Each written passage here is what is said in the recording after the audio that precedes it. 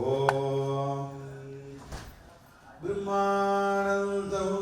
பரமசுகதம் கேவலம் ஞானமூர்த்திம் துவத்வாதீதம்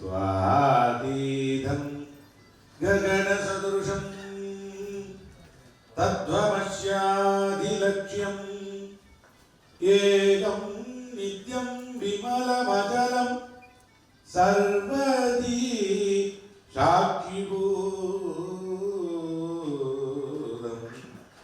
பாவாதீதம் திரிகுணரகிதம் சத்குரும் தம் நமாமி. குரு பிரம்மா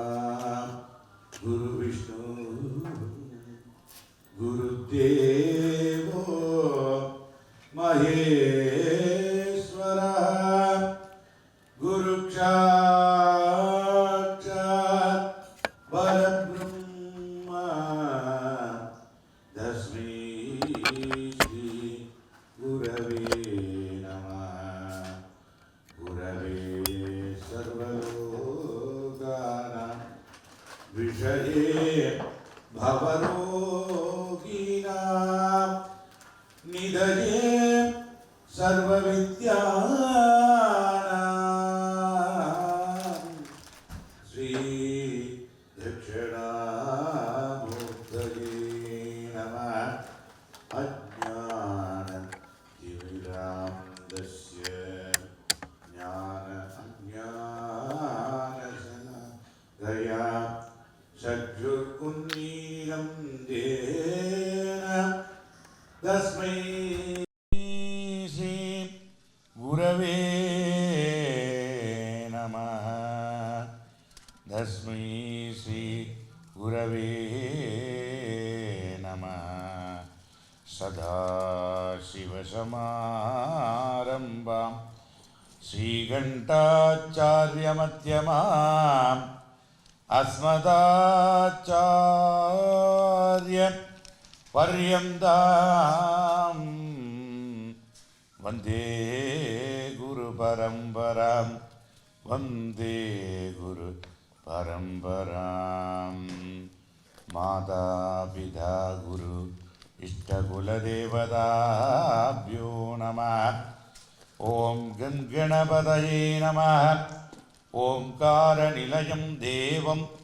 சர்வகார்யாக்ரபூஜிதம் விஜண்டிலம் அஹம் வந்தே சர்வவிக்னோபசாந்தயே சர்வவிக்னோபசாந்தயே சர்வவிக்னோபசாந்தயே. ஓம் ஸ்ரீ மகாகணபதயே நமः. ஓம் கங்கணபதயே நமः.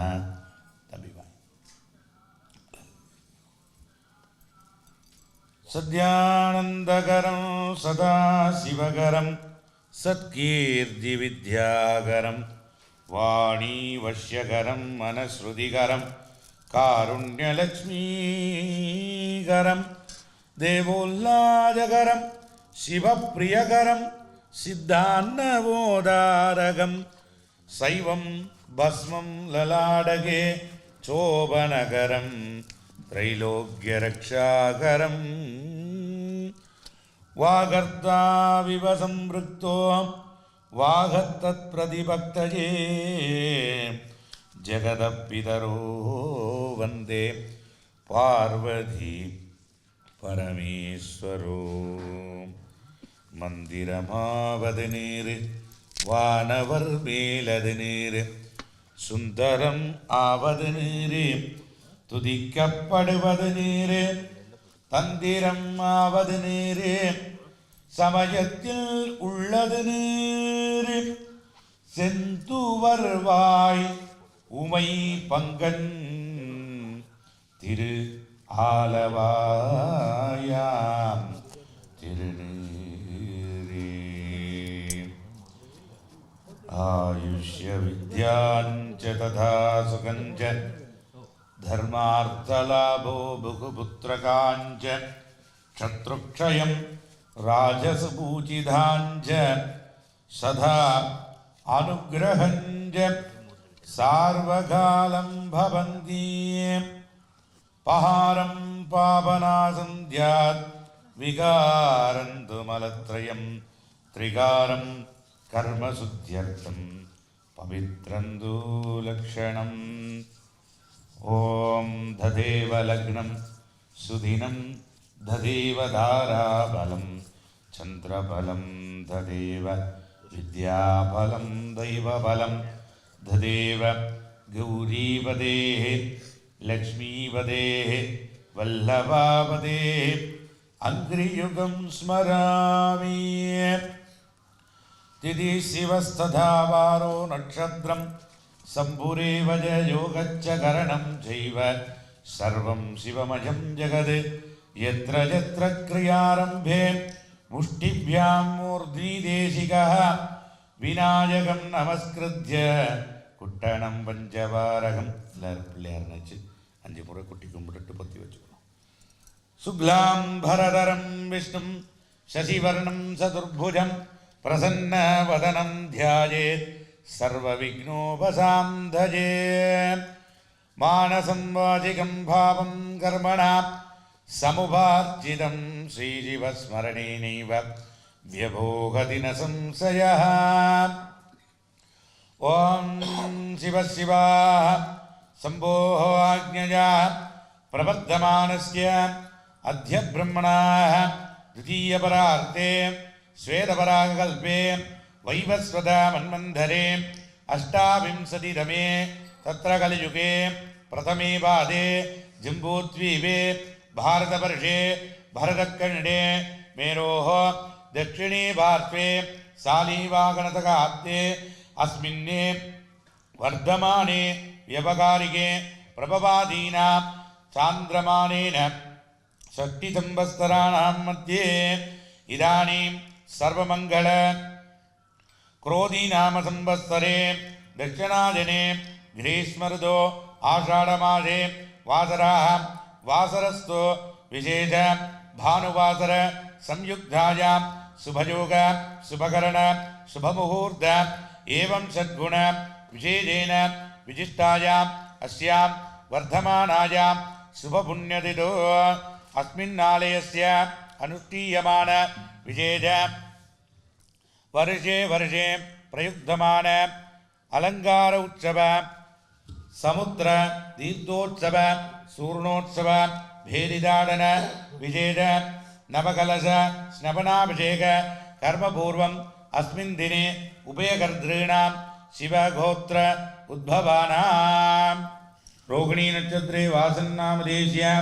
पूर्वप्रोढवा नक्षत्रे शयानीनाम्न्यां मूला नक्षत्रे भविष्यन्नामधेयस्य मृगशीर्षा नक्षत्रे जनार्दनन्नामधेयस्य भरणी नक्षत्रे अनुषानाम्न्यां विशाखा नक्षत्रे धनुष्कानाम्न्यां पुनर्वसु नक्षत्रे रश्मिकानाम्न्याः पुनर्वसु नक्षत्रे प्रेमानन्दनामधेयस्य अनुराधा नक्षत्रे वासुकी नाम्न्यां मृगशीर्षा नक्षत्रे रोषाणी नाम्न्यां मृगशीर्षा नक्षत्रे दिशाणी नाम्न्यां विशाखा नक्षत्रे दिरोशन्नामधेयस्य दशदा कुटुम्बानां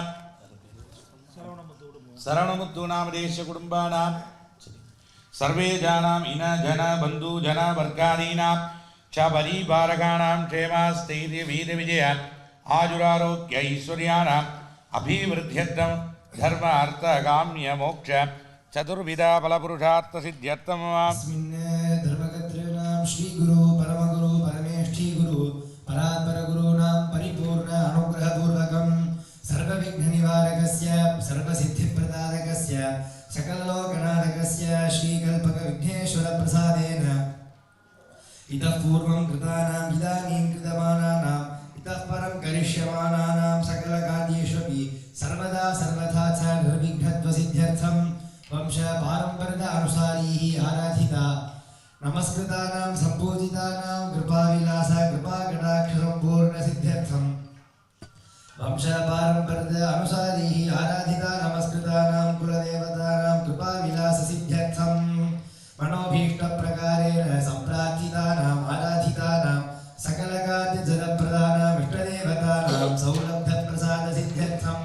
ज्ञानविज्ञानमतिमेधा प्रज्ञाप्रदानाम् इच्छाकृताज्ञानशक्तिनिषेवितानां श्रीज्ञानस्कन्दषण्मुखसुब्रह्मण्येश्वरस्य अनुभूतिविभूतिप्राप्त्यर्थं कर्तुम्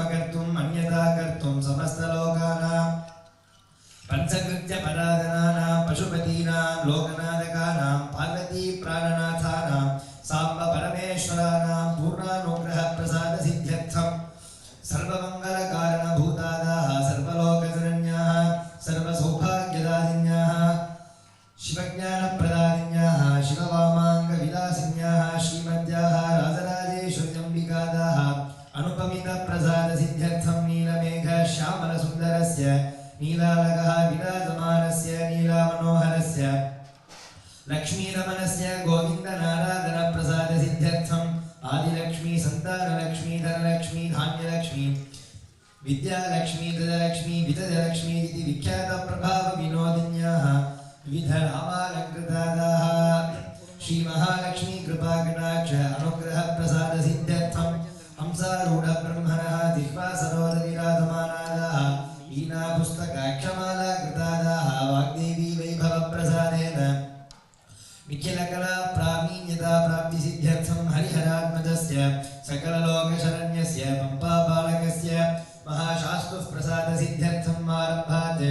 अद्यवसानपर्यन्तं तद् लग्नापेक्षता आदित्यादीनां नवानां ग्रहाणां प्रातिकूल्यनिवृत्तिद्वारा अनुकूलप्राप्तिसिद्ध्यर्थम् अमृतेश्वरी सहित अमृतमृत्युञ्जयप्रसादेन सकलमृत्युदोषप्रशमनद्वारा वेदोक्तदीर्घायुष्य शतायुष्य प्राप्तिसिद्ध्यर्थं शरीरे सम्भूत वर्तमान वर्तिष्यमानानां सकलरोगप्रशमनद्वारा क्षिप्रारोग्य शरीर दृढगात्रत्वसम्पूर्ण आदुरभिवृद्ध्यर्थम् आत्मारोग्य पितृवारकस्य सूर्यग्रहप्रसादेन देहपुष्टि देहारोग्य पितृप्रसाद आत्मतृप्तिप्राप्त्यर्थं मनःशान्तिप्रदस्य मातृकारकस्य चन्द्रग्रहप्रसादेन देहारोग्य पितृप्रसाद आत्मतृप्त्यर्थं सहोदरभूमिकारकस्य अंगारकग्रहप्रसादेन भूमिस्थान केदार उद्यानादि क्षेत्रवृद्धिसिद्ध्यर्थं सहोदराणां मध्ये अन्योन्य प्रेमपाश पुरस्सर स्नेह बान्धव्य पुष्टितुष्टिप्राप्त्यर्थं मातुलविद्याकारकस्य बुधग्रहप्रसादेन सकलविद्यापठन मननलेखन पूर्णाभ्याससिद्धिद्वारा मतिमेधाविलाससिद्ध्यर्थं मातुलवर्गबान्धव्यस्य सप्रेमपाशसंसिद्ध्यर्थं गौरवधनपुत्रकारकस्य बृहस्पतिग्रहप्रसादेन सर्वत्र सर्वदा सर्वथा च धनहिरण्यसमृद्धिसिद्ध्यर्थं सर्वत्र यशोभिवृद्धिप्रदचिरायुष्वत्सन्तान अनवक्लिन्नपुत्रपौत्राभिवृद्ध्यर्थं वस्तुवाहन भुवनकलत्रकारकस्य शुक्रग्रहप्रसादेन सरससौलभ्य वाङ्मीद सत्कलत्रेण सह ग्रहस्य समस्त वस्तुवाहन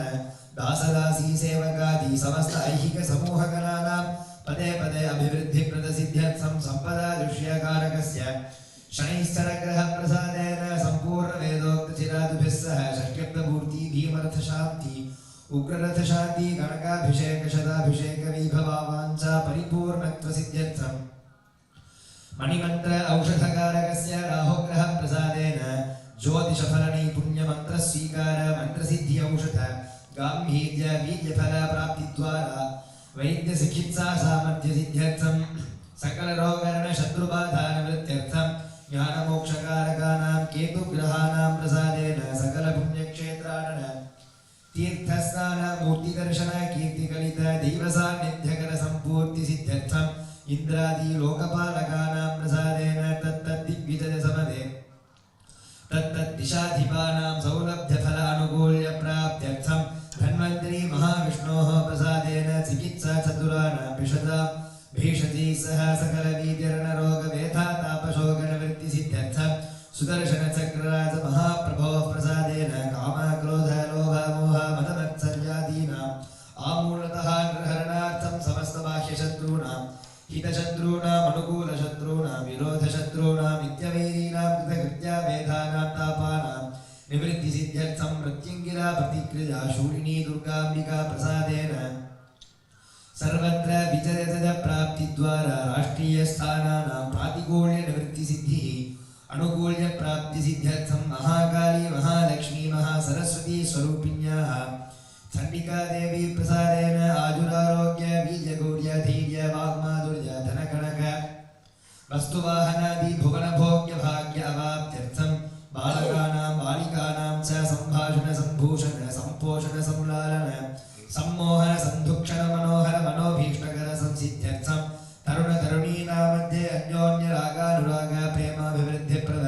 संपूर्ण विधानुगत बुद्ध्वाह सिद्धि संसिद्ध्यर्थं गुरुपाद सेवा धुरन्धराणां मानवकानां धर्ममार्गेण विद्यालये आचार्यवर्गाणां पाठन बोधक विशदे संश्रावण संपाठन सुसंलेखन मनन गणन व्यासलेखन जालैः सम्पूर्ण संपूर्ण विद्याज्ञान प्राप्ति द्वारा राष्ट्रीय परीक्षादामपि पूर्णाङ्गैः सह अमोघ विजय जद प्राप्ति सिद्ध्यर्थम् अनुधानां कन्यकानां निजमनोरथ अनुसारी सह विद्यावतः गुणवतः रूपवतः अनुराग परस्परवतः परेण सह चिरादेव उद्वाह कल्याण प्राप्ति सिद्ध्यर्थं सुवासिनी शिखामणीनां निजवती सुषुषा पूर्वकं सकल सौभाग्य संप्राप्ति सिद्ध्यर्थं चरण करुणा कटाक्ष प्रसाद लब्धानां व्यवसादकानां केदारेषु उचितकाले सुवृष्टि प्राप्त्यर्थं भिस्सहादेन नवीनतन्त्र विनोदी सहादेष्वपि धान्यवृद्धिकर प्राप्ति सिद्ध्यर्थम् अस्य देवदेवस्य महादेवस्य अखिलाण्डकोटि ब्रह्माण्डनाथकस्य अस्मिन् गर्त्रणां सकल सौभाग्य समृद्ध्यर्थं सर्वाभीष्ट सिद्ध्यर्थं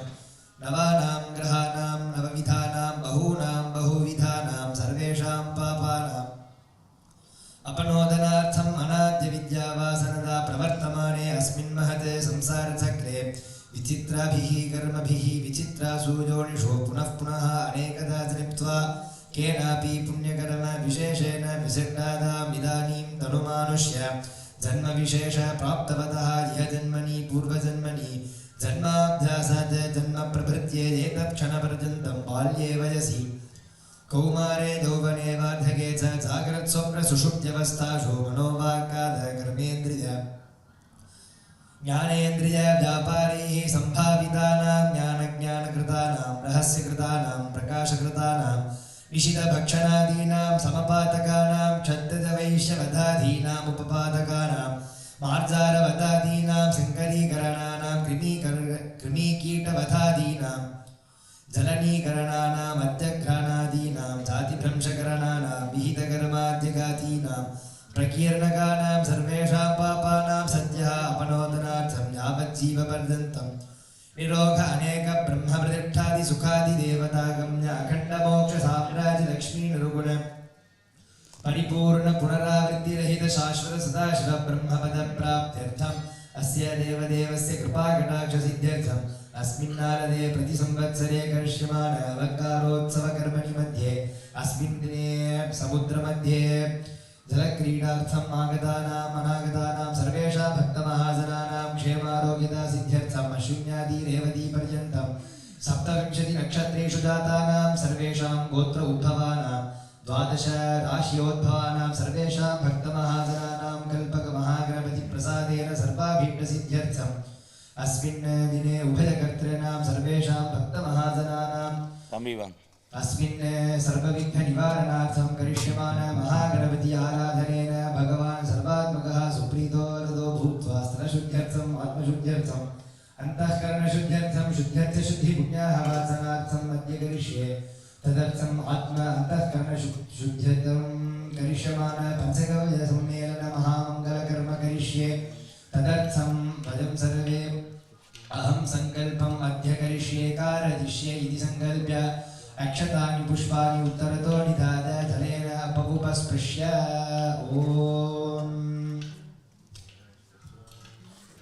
रत्निं भूर्भगं हरत्यदाः अग्निहोत्रम् भागनेदे नीलेनं प्रणदति ब्राह्मणार्षेद उद्धनेत् ब्राह्मणो वै सर्वा देवताः सर्वाभिदेवैनं देवताभिरुद्धरति नमः सदसे नमः सदसस्पतदे नमः सखीनां पुरोगानां चक्षुषे नमो दिवे नमः पृथिवी नमः सभाभ्यः सभापतिभ्यश्च वो नमः नमो महद्भ्यो नमो अर्भकेभ्यो नमो युवभ्यो नमः आशिनेभ्यः यजावदेवान्यदि शक्नवा ममाज्यादासश्यं समावृक्षिदेवाः सदसस्पतिमद्भुतं मृदमिन्द्रस्य काम्यं समिन्मेधामदाशिषं नमः सदसे नमः सदसस्पतदे नमः सखीनां पुरोगानां चक्षुषे नमो दिवे नमः पृथिवी नमः सभाभ्यः सभापतिभ्यश्च वो नमः आचार्यः आचम्य वो महात्मतत्त्व विद्यातत्त्वादसुधा प्राणानां गुरुजात् सप्ताहतिं सप्रणवां गायत्रीं शिरसा सह त्रिपठेदाजतः प्राणः रामस्य उच्यते अमृतं ब्रह्म भूर्भुवस्सुवरो मात्साभ्यः सकलीकरणं कृत्वा ॐ ह्रः अस्त्रालभटे ॐ ह्रः अस्त्रालभटे ॐ ह्रः अस्त्रालभटे ॐ ॐ शक्तदी भूषट् ॐ शिवासनाय नमः ॐ शिवमूर्तये नमः ॐ शिवाय नमः ॐ ईशानमूर्ताय नमः ॐ तत्पुरुषोक्ताय नमः ॐ मघोरहृदयाय नमः ॐ वामदेव गुह्याय नमः ॐ तद्योजातमूर्तये नमः ॐ विद्यादेहाय नमः ॐ नेत्रेभ्यो नमः ॐ मृदराय नमः ॐ शिरसे नमः ॐ शिखायै नमः ॐ कवचाय नमः ॐ सहस्राय नमः स्वहृदि ॐ शिवासनाय नमः ॐ शिवमूर्तये नमः ॐ ईशानमूर्ताय नमः ॐ तत्पुरुषमङ्गलाय नमः ॐ मघोरहृदयाय नमः ॐ वामदेव गुह्याय नमः ॐ सद्योजातमूर्तये नमः ॐ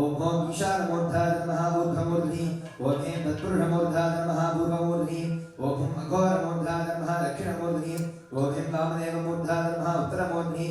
ॐ सद्योजातमूर्ताय नमः पश्चिममूर्ध्नि ॐ ईशानोत्तराय नमः ऊर्ध्ववक्त्रे ॐ तत्पुरुषवक्त्राय नमः पूर्ववक्त्रे ॐ मघोरवक्त्राय नमः दक्षिणवक्त्रे ॐ वामदेववक्त्राय नमः उत्तरवक्त्रे ॐ सद्योजातवक्त्राय नमः पश्चिमवक्त्रे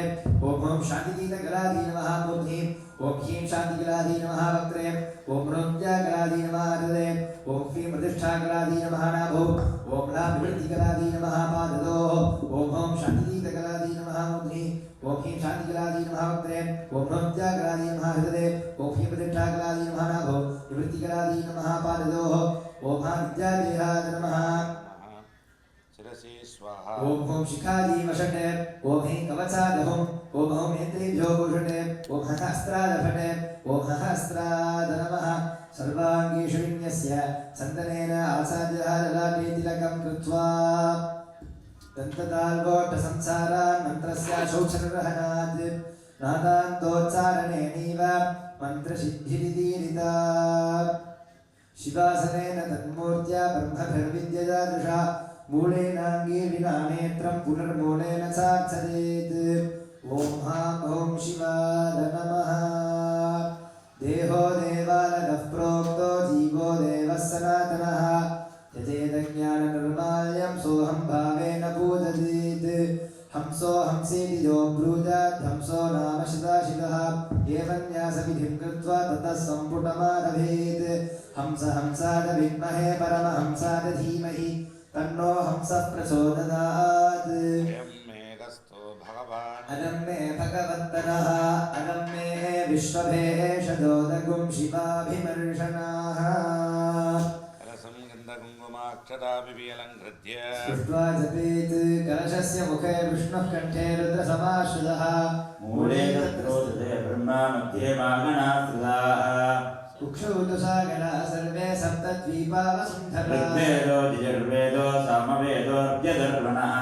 सहिताः सर्वे कलशाम्बुजमाश्रितः गङ्गे यमुनेैव गोदावरि सरस्वती नर्मदे सिन्धुकावेरी जलेऽस्मिन् सन्निधिं कुरु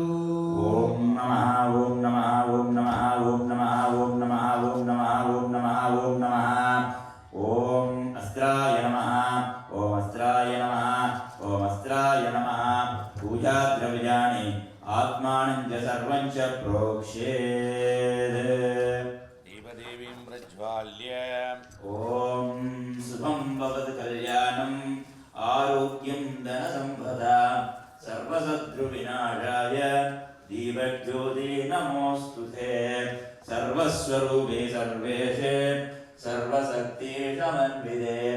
ऐश्वर्यम् आयुरारोग्यं मङ्गलं देहि मे सुते पद्मासनां पद्मधरां पद्ममालाविभूषितां क्षीरसागरसम्भूतां हेमवर्णसमप्रभां हेमवर्णसमं भक्तं दधानां हरिवल्लभां पावयेत् भक्तियोगेन सुधे दीपे मनोहरी ॐ दीपमहालक्ष्मी नमः सर्वोपचारां सम्पूज्य ॐ आगमार्थं तु देवानां गमनार्थं तु रक्षदा कुर्वे गण्डारकं दत्त्वा देवतात्वानलाञ्छनम् ॐ गन्धाः कृतिसन्धाद्य सामान्यार्घ्यजलेन विघ्नेश्वरविं ओम आधारदत्तये नमः ओम अनंताय नमः ओम धर्माय नमः ओम ज्ञानाय नमः ओम वैराग्याय नमः ओम ऐश्वर्याय नमः ओम पद्माय नमः ओम ग्लां ग्लौं गणपत्यासनाय नमः ओम ग्लां ग्लौं गणपति मूर्तये नमः ओम कौलगबलवर्णं पूर्णलक्ष्मी प्रसन्नं मदगजमुगमीष्ट्यं चञ्चलकर्णयुग्मम् कबुलधवलवर्णं पूर्णलक्ष्मी प्रसन्नं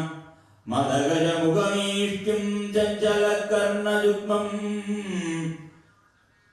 अभयवरदगस्तं वासुकी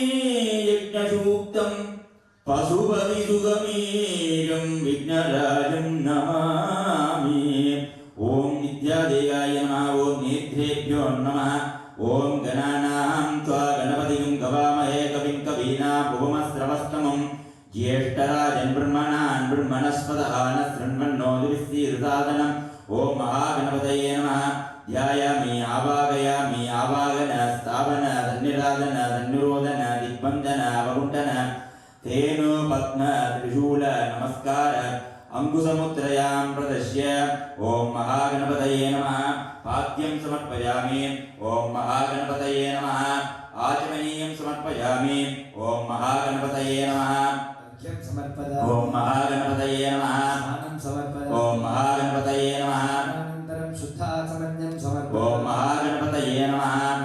कुङ्कुमाक्षतानि समर्पयामि ओम महागणपतये नमः गीत आभरणार्थीनिमानि अक्षतानि ओम समर्पयामि महागणपतये नमः श्रीः सम्पूजयामि ओम सुमुखाय नमः ओम एकदन्ताय नमः ओम कपिलाय नमः गजकर्णकाय नमः ओम लंबोदराय नमः ओम विकटाय नमः ओम विघ्नराजाय नमः ओम गणाधिपाय नमः ओम धूमकेतवे नमः गणाध्यक्षाय नमः ओम बालचंद्राय नमः गजाननाय नमः ओम वक्रतुण्डाय नमः ओम शूर्पकर्णाय नमः ओम हेरंबाय नमः ओम स्कन्दपूर्वजाय नमः ओम श्री वल्लभाम्बा देवी समेत महागणपतये नमः दूर्वांगुरैः पूजयामि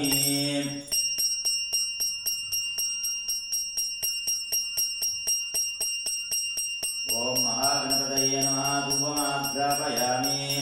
रसद्रव्यसमायुक्तं सुगन्धं च मनोहरम् भेदं सर्वदेवानां धूपोदं प्रतिनिह्यताम् ओम महागणपतये नमः धूपमाग्रापयामि दीपं दर्शयामि साज्यं प्रवक्तिदं युक्तं हीनादोजितं पदानि ग्रहाणाराजनं दीपं त्रैलोक्यतिमिरापः महागणपतये नमः दीपं दर्शयामि दीपानन्तरमाचमनीयं समर्पयामि ॐ स्वस्ति न इन्द्रो वृद्धश्रवाः स्वस्ति नः पूषा विश्ववेदाः स्वस्ति नस्तार्क्ष्यो अरिष्टनेमिः स्वस्ति नो बृहस्पतिर्दधातु ॐ शान्तिः शान्तिः शान्तिः ॐ नमो व्रातपतये नमो गणपतये नमः प्रमथपतये नमस्ते स्तुलम्बोदराय एकदन्ताय विघ्नविनाशिने शिवसुताय श्रीवरदमूर्तये नमो नमः आचार्यः बलनिवारणार्थं गन्धपुष्पाक्षतीरलङ्कृत्य तदनन्तरं धूपदित्वा नालिकेलं सङ्गृह्य सन्तान्य गजाननसुरश्रेष्ठ शिवपुत्र नमोऽस्तु ते नालिकेलं प्रदाड्येऽहं निर्विघ्नाद प्रसीद मे विघ्नराज गणेशान शिवपुत्र नमोऽस्तु ते नालिकेलं प्रदाड्येऽहं विघ्नानामपहारय ॐ गणादिं पूर्वमुच्चार्य वरुणादिं तदनन्तरम् अनुस्वारपरतः अर्धेन्दुरसिकं तारेण रुद्धम् एतत्तव मनुस्वरूपं गकारपूर्वरूपम् अकारो मध्यमरूपम् अनुस्वारक्षान्त्यरूपम् बिन्दुरुत्तररूपम् नादसन्धानं सगुङ्गिका सङ्गे शैजा गणेश विद्या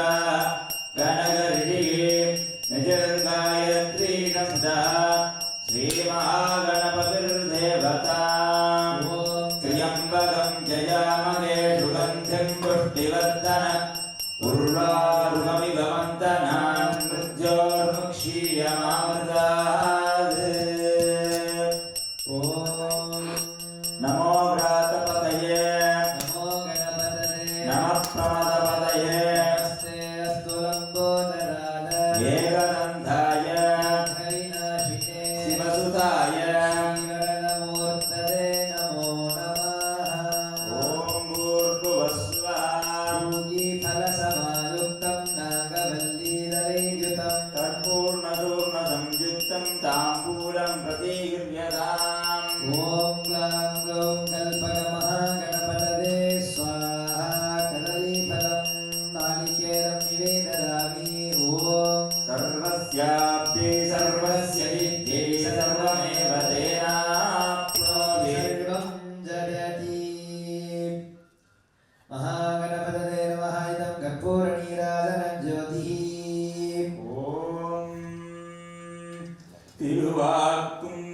செய்கருமம் கைகூட்டும் செஞ்சொல் பெருவாக்கும் வீடும் பெருக்கும் உருவாக்கும் ஆதலால் வானோரும் ஆனை முகத்தானை காதலால் கூப்புவர் தங்கை திகட சக்கர செம்முகம் மைந்துளான் சகட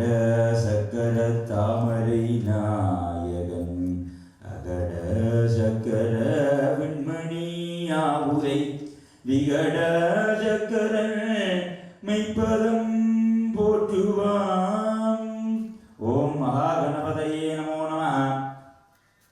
अनेक कोटि प्रदक्षिण नमस्कारोपचारां समर्पयामि ओम मूषिकवाहन मोदकगस्त श्यामलकर्ण विलंबित शूद्र वामन रूप महेश्वर पुत्र विघ्न विनायक पाद नमस्ते जय जय जय गणनायक जय जय विघ्न विनायक जय शुभमङ्गलदायक विद्याबुद्धिप्रदायक गजवदना गौरीनन्दन गजवदना गौरीनन्दन गङ्गाधर शिव शम्भो नन्दन गङ्गाधर शिव शम्भो नन्दन जय जय जय गणनायक जय जय विघ्न विनायक जय शुभमङ्गलदायक विद्याबुद्धिप्रदायक ॐ महागणपतये नमो नमः वक्रतुण्ड महाकाय सूर्यकोटिसमप्रभा निर्विघ्नं कुरु मे देव सर्वकार्येषु सर्वदा विद्यारम्भे विवाहे च प्रवेशे नर्गमे तथा सङ्ग्रामे सर्वकार्येषु विघ्नस्तस्य न जायते कालविघ्नेशं द्वितीयं तरुणं भवेत् तृतीयं भक्तिविघ्नेशं चतुर्थं वीरविघ्नकं पञ्चमं शक्तिविघ्नेशं षष्ठं ध्वजगणाधिपं सप्तमं पिङ्गलं देवम् अष्टमोच्चिष्टनादकं नवमं विघ्नराजं स्यात् दशमं क्षिप्रनादकम् एकादशं दुहेरम्बं द्वादशं लक्ष्मीनादकं त्रयोदशमहाविघ्नं भुवनेशं चतुर्दशं वृन्दाख्यमञ्चदशमं षोडशोर्ध्वगणाधिपं गणेश षोडशन्नाम प्रयतः प्रातरुत्थितः संस्मरेत् सर्वकुशलं सम्प्रदाति न संशदः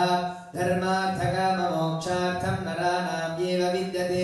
स्तोत्रं तु विघ्नराजं स्यात् कथ्यते षोडशात्मकम् எல்லாரும் கையில் வச்சு ஓம் நம சிவாயன்னு முடிஞ்ச வரை பஞ்சாட்சரத்தை ஜபம் பண்ணி கும்பிட்டு கொள்ளுங்கோ ततः स्तण्डुली नवपदं विदाय दर्भिः पुष्पैः परिस्तीर्य मध्ये ॐ हां सुप्रतिष्ठितपात्राय नमः पूर्वे शिवदत्तकोट्टाय नमः ॐ सुप्रतिष्ठपात्राय नमः पूर्वे ॐ हां सदाशिवदत्तकोट्टाय नमः ॐ हां सुप्रतिष्ठितपात्राय नमः दक्षिणे ॐ हां विद्यातत्त्वकोष्ठाय नमः ॐ हां तेजोवत्पात्राय नमः उत्तरे ॐ हां पुरुषतत्त्वकोष्ठाय नमः ॐ हां रत्नोदकपात्राय नमः पश्चिमे ॐ हां कालतत्त्वकोष्ठाय नमः ॐ हां प्रदात्मकपात्राय नमः ऐशान्याम् ॐ हां दर्पगोष्ठाय नमः ॐ अव्यक्तपात्राय नमः इति गोष्ठानि सम्पूज्य पात्राणि सम्पूज्य तदनन्तरं क्षीरम्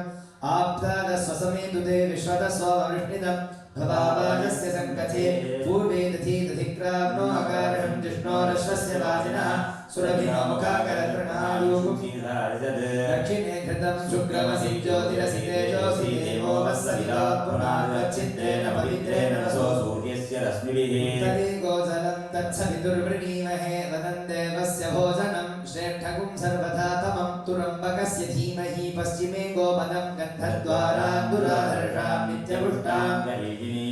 ईश्वरीगुं सर्वभूतानां तामिहोपह्वदेश्रियमिति कृमेणाभिमन्त्रत पूर्वे ॐ ॐ ईशानासनाय नमः ॐ ॐ ईशानमूर्तये नमः स्फटिकाभं जगद्देवं त्रिनेत्रं चन्द्रमौळिनं सौम्यं प्रसन्नमीशानं त्रिशूलाफलपाणिनं ईशानः सर्वविद्यानाम् ईश्वरः सर्वभूतानां ब्रह्माधिपतिर्ब्रह्मणोऽधिपतिर्ब्रह्मा शिवो मे अस्तु सदा शिवो ॐ ईशानाय नमः इति एकवारम् अभिमन्त्रत ॐ हें तत्पुरुषासनाय नमः ॐ ह्रीं तत्पुरुषमूर्धये नमः पीताम्बरोपवीतं च निरं कनकसन्निभं मातुलङ्गाक्षसूत्रं च दधानं चन्द्रमौळिनं तत्पुरुषाय विद्महे महादेवाय धीमहि तन्नो रुद्रः प्रचोदयात् ॐ हें तत्पुरुषवक्त्राय नमः ॐ हें तत्पुरुषवक्त्राय नमः इति द्विवारम् अभिमन्त्रत ॐ हुं अघोरासनाय नमः ॐ हुं अघोरमूर्तये नमः खण्वाङ्गखेडं च कपालपाशं वामे दधानं परशुं त्रिलोचं खड्गं च दण्डं विकृतास्य भीमं ध्यानेदघोरं भुजगादिभूष्यम् घोरेभ्यो दघोरेभ्यो घोरघोरधरेभ्यः सर्वेभ्यः सर्वसर्वेभ्यो नमस्ते अस्तु रुद्ररूपेभ्यः अघोराय नमः ॐ हुं अघोराय नमः ॐ हुं अघोराय नमः त्रिवारम् अभिमन्त्रत उत्तरे ॐ ह्रीं वामदेवासनाय नमः ॐ ह्रीं वामदेवमूर्तये नमः वामदेवं सुरक्ताभं माल्यवस्त्रोपवीतिनं तुङ्गनासारुणोष्णीशं खड्गखेटकधारिणं वामदेवाय नमो ज्येष्ठाय नमः श्रेष्ठाय नमो रुद्राय नमः कालाय नमः कलविहरणाय नमो बलविहरणाय नमो बलाय नमो बलप्रवचनाय नमः सर्वभूतगमनाय नमो मनोन्मनाय नमः ॐ ह्रीं वामदेवाय नमः ॐ ह्रीं वामदेवाय नमः ॐ ह्रीं वामदेवाय नमः ॐ ह्रीं वामदेवाय नमः पश्चिमे ॐ हं सद्योजातासनाय नमः ॐ हां सद्योजातमूर्धये नमः सितसृगन्धभूषाढ्यं बालाकारं त्रिलोचनं सद्योजातं शशिधरं वरलाभनपाणिनं सद्योजातं प्रपद्यामि सद्योजाताय वै नमो नमः तवेव वेनाधिपवे भवस्वमान् भवोद्भवाय नमः ॐ हं सद्योजाताय नमः ॐ हं सद्योजाताय नमः हं सद्योजाताय नमः हं सद्योजाताय नमः हं सद्योजाताय नमः ईशान्यं कुशोदकं देवस्य त्वा सवितुः प्रसवे अश्विनोर्बाहुभ्यः पूष्णोऽस्ताभ्याम् तन्नगेशाय विद्महे वाग्विशुद्धाय धीमहि तन्नः शिवः प्रचोदयात् पूज्य मूलेन षोडाभिमन्त्रत ॐ नमः शिवाय ॐ नमः शिवाय ॐ नमः शिवाय ॐ नमः शिवाय ॐ नमः शिवाय ॐ नमः शिवाय ॐ नमः शिवाय ॐ नमः शिवाय ॐ नमः शिवाय ॐ नमः शिवाय ॐ नमः शिवाय ॐ नमः शिवाय ॐ नमः शिवाय ॐ नमः शिवाय ॐ नमः शिवाय ॐ नमः शिवाय ॐ हं हिं सद्योजातवामदेवाभ्यां नमः ॐ हिं हुं वामदेवघोराभ्यां नमः ॐ हुं हेम घोरतत्पुरुषाभ्यां नमः ॐ हें हों तत्पुरुषदीशानाभ्यां नमः ॐ हां हों शिवाय नमः त्र्यम्बकं यजामहे सुगन्धिं पुष्टिवर्धनम् उर्वारुकमिव वन्दनान् मृत्योर्मुक्षीयमामृतात् इति सम्पूज्य आसनमूर्तिमभ्यर्च्य ॐ हां हों पञ्चगव्याय नमः सर्वोपचारैः सम्पूज्य कुम्भवस्त्रेण सम्प्रोक्ष्य कवचेनावगुह्य कुम्भमूले ॐ हां ब्रह्मणे नमः मध्ये ॐ हां विष्णवे नमः अग्रे ॐ हां रुद्राय नमः ओष्ठे ॐ हां स्कन्दाय नमः घ्राणे ॐ हां विघ्नेशाय नमः कण्ठे ॐ हां वसुभ्यो नमः पादयोः ॐ हां भास्कराय नमः वक्त्रे चन्द्रमसे नमः उभयपार्श्वयोः ॐ हां नन्दिने नमः ॐ हां महाकालाय नमः कुक्षौ सप्तनदीभ्यो नमः ॐ हां वरुणासनाय नमः ॐ हां वरुणमूर्धये नमः नागपाशधरं हृष्टं रग्नौ हद्युतिविग्रहं सदाङ्गतबलं ध्यायेत् वरुणं मकरासनम् ॐ वरुणविद्यालये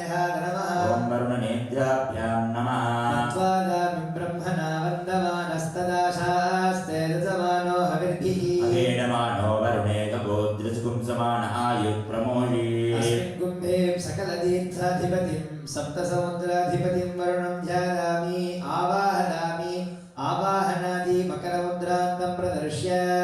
ॐ वरुणाय नमः पाद्यज्ञाजननीयं समर्पयामि ॐ वरुणाय नमः सर्वोपचारी सम्पूज्य ॐ वरुणाय नमः ॐ रसेरसे नमः ॐ स्वरूपिणे नमः ॐ महाम्बतये नमः ॐ मकरवाहनाय नमः ॐ पादकस्ताय नमः ॐ तीर्थराजाय नमः ॐ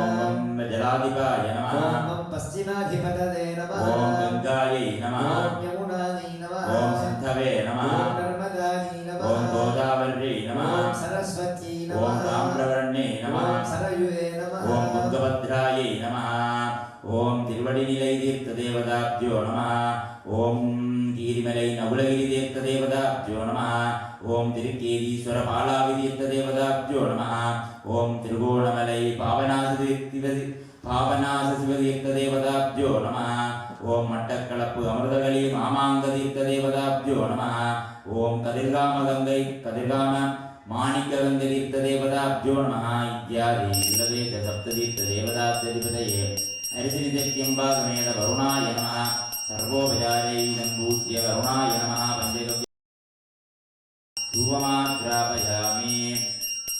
धूपानन्दरमाजनीयं समर्पयामि दीपं दर्शयामि मकरवाहनाय विद्महे पाकहस्ताय धीमहि तन्नो वरुणः प्रचोदयात् वरुणाय नमः पञ्चगव्य सदाशिवाय नमः दीपं दर्शयामि कदलीवरताम्बूलं महानिवेदनं निवेदयामि ॐ सर्वस्याब्दै सर्वस्य विद्ये सर्वमेव तेनाप्नोति वरुणाय नमः पञ्चगव्य सदाशिवाय नमः नीराजनं दर्शयामि सर्वेभ्यो ब्राह्मणेभ्यो नमः यूयं पुण्यागजपं कुरुध्वं वयं कुर्मः भवद्भिरनुज्ञातः पुण्यागं वाजयिष्ये ॐ वाच्यता ॐ आपः आपः सन्तु ॐ गन्धाः सुगन्धापान्तु ॐ सुमनसः सौमनसस्यमस्तु ॐ अक्षतम् अक्षतं द्यारिस्तन्दास्तु ॐ गाहार्यः सुमन्दाहार्योऽस्तु ॐ दक्षिणा स्वस्ति दक्षिणापान्तु अस्तु बृहस्पतिरुत्था मदानि सकुंसितस्विश्वे देवासूक्तवाय पृथिवी माधर्मामादिगुप्स्ये मधुमनिष्ये मधुधनिष्ये मधुभक्ष्यामि मधुपदिष्यामि मधुमतीं देवेभ्यो वायुमुद्यासुं सुश्रुतेऽन्या मनसेभ्यस्तन्मा देवा अवन्तु सोपायै विदरो नमदन्तु ॐ मनः समाधीयता समाहितमनदस्मः सीदन्तु भवन्तः प्रसन्नाः स्मः शान्तिः अस्तु पुष्टिः अस्तु तुष्टिः अस्तु वृद्धिः अस्तु अविघ्नम् अस्तु आयुष्यम् अस्तु आरोग्यम् अस्तु धनधान्यसमृद्धिः अस्तु गोब्राह्मणेभ्यः शुभं शुभम् भवद् अस्मिन् दिने उभयगर्थोनां सर्वेषाणाम् इष्टकाम्यार्थफलं सिद्धिरस्तु अस्मिन् आलयस्य अनुष्ठीयमान अलङ्कार उत्सव दशमदिवस तीर्थोत्सवफलेन आलयस्य आगतानाम् अनागतानां सर्वे भक्तजनानां श्रीकल्पकमला गणपति परिपूर्णकृपाकटाक्षफलं सिद्धिः सर्वशोभनम् अस्तु सर्वासम्पदः अस्तु पुण्याः कालो वाच्यताम् पुण्यं नक्षत्रं तद्वत्कुर्वीतोपव्यषाम् यदा वै सूर्योदयते अथ नक्षत्रण्यैति यावति तत्र सूर्यो गच्छेत् तत्र जघन्यं पश्येत् तावति कुर्वीत तत्कारी स्यात् पुण्याः एव गुरुदे पुण्याः भवन्तो ब्रुवन्तो ॐ पुण्याहं स्वस्ति न इन्द्रो वृद्धश्रवाः स्वस्ति न पूजा विश्ववेदाः स्वस्ति नस्ताष्टो अरिष्टनेमिः स्वस्ति नो बृहस्पतिर्ददातु स्वस्तिर्भवन्तो ब्रुवन्तु कर्मणे स्वस्तिः हृद्यास्नहो वै नमसोमसद्य देवं मित्रदे अन्नो अस्तु अनुराधान् कविषा वर्तयन्तः शतं जीवेम शरदः सवीराः वृत्तिं प्रवन्तो वृत्तिः समर्थिः अस्तु शिवं कर्म अस्तु महादेवप्रियदान् भगवदान् श्रीवल्लभाम्बादेवीजमेद कल्पकमला गणपतये नमः प्रियदान् भगवदान् श्रीमूषिकादिरूढनागयज्ञोपवीतपासाङ्कुशधर वरदराय वदन पावनासशिव कल्पकमला गणपतये नमो नमः ॐ तदिग्राविन्नो अकारशं जिष्णोरश्वस्य वाजिनः सुरभिनो मुखाकरत्प्रणआयो गुंषितारिषत् आभो इष्टामयो भुवस्तान ऊर्ध्वेन धारण हेरनादचक्षसे यो वशिवसमोदरः तस्य वादिकेरिणः सतीरिव मातरः तस्मारङ्गमापहों यक्षक्षया जयिन्वस आपो जनदथाचनः हिरण्यवर्णासु जयपावकाय सुजातः कस्य भूयास्सुन्द्रः नीदागर्भं दधिरे विरूपास्तान आपश्यगस्यो न व्यासागुं भवतु राजा वरुणो जातिमध्ये सत्यान्नृते अभवस्यञ्जनाना शुद्धदोदापावकास्तान आपश्यगस्यो न भवन्तु याजां देवादिविगण्वन्ति वक्ष्यं ज अन्तरिक्षे वकुता भवन्ति याः पृथिवीं वदसोन्दन्ति शुक्रास्तान आपश्यगस्यो न भवन्तु शिवेन माचक्षुषा पश्यदापस्शिवयादनुभवस्प्रततत्वजं मे सर्वागुम् अग्निगुं रप्सृषदो हवेवो मदिवत्सो बलमोजो निधत्तः अवमानस्वर्धनः पवित्रेण विसर्षणिः यद्बोधातः पुनातु मां पुनन्तुमादेव जनाः पुनन्तु मनभूति च पुनन्तु विश्वालवः यादवेदः पवित्रवद् पवित्रेण पुनाहि मां शुद्धेन देवदैत्यद् अग्ने क्रत्वा क्रतुगुं रनु यत्ते पवित्रमर्चिषि अग्ने विततमन्तरा ब्रह्मदेन पुनीमहे ताभ्यान्नेव सवितः पवित्रेण सवेन च इदं ब्रह्म पुनीमहे ईश्वदेवी पुनती देव्यागात्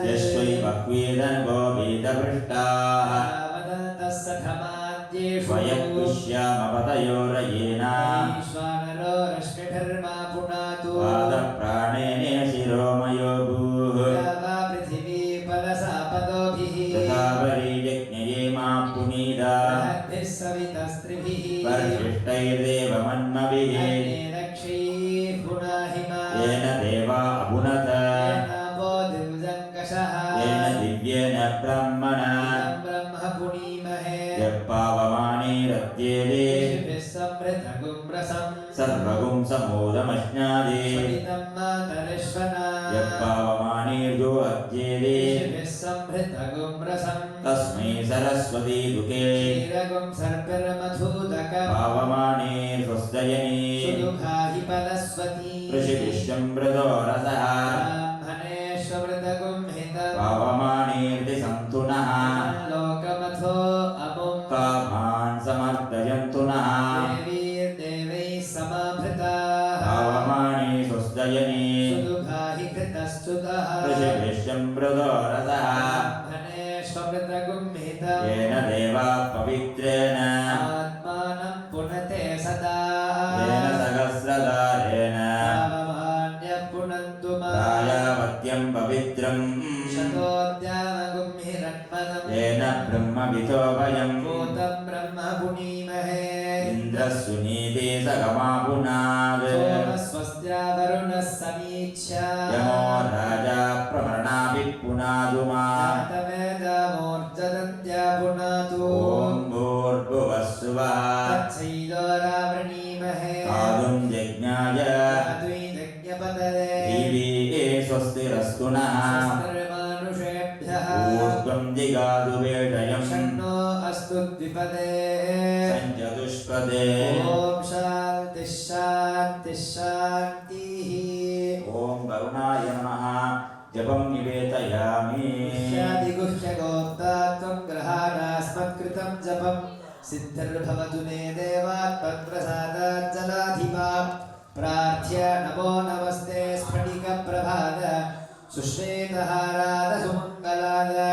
सुपाशहस्ताद शशासनाद जलाधिनाथाद नमो नमस्ते ॐ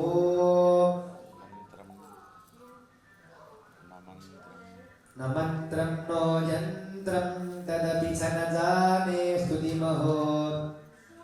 न चाह्वानं ध्यानं तदपि च न जाने स्तुतिकथाः न जाने मुद्रास्ते तदपि च न जाने विलपनं परं जाने मातस्त्वदनुशरणं क्लेशहरणं विधेरज्ञानेन द्रविणविरहेण न सतदा विधेरा शक्त्यक्त्वा तव धर तदेतच्छक्तव्यं जननि सकलोद्धारिणि शिवे कुपुत्रो जायेत क्वचिदपि कुमाता न भवति पृथिव्यां पुत्रास्ते जननि बहवः सन्ति सरलाः परं तेषां मध्ये विरलतरलोऽहं तव सुतः मदीरोदं त्यागः समुचितमिदं नो तव शिवे कुपुत्रो जायेत क्वचिदपि कुमाता न भवति मत्समः पातकी नास्ति पापग्नी त्वत्समानहि एवं ज्ञात्वा महादेवी यथा योग्यं तथा कुरु एवं ज्ञात्वा महादेवी यथा योग्यं तथा कुरु ॐ पवित्रो वा सर्वावस्थां गतोऽपि वा यस्मरेत् साम्बमीशानं समाह्याभ्यन्तरशुचिः भूर्भुवस्सुवः अग्निशुचिर्व्रततमशुचिर्विप्रशुचिः कलिः शुचिरोचत आहुतः अपवित्रः पवित्रो वा सर्वावस्थां गतोऽपि वा यस्मरेत् पुण्डरीकाक्षं समाह्याभ्यन्तरशुचिः सर्वञ्च प्रोक्ष्य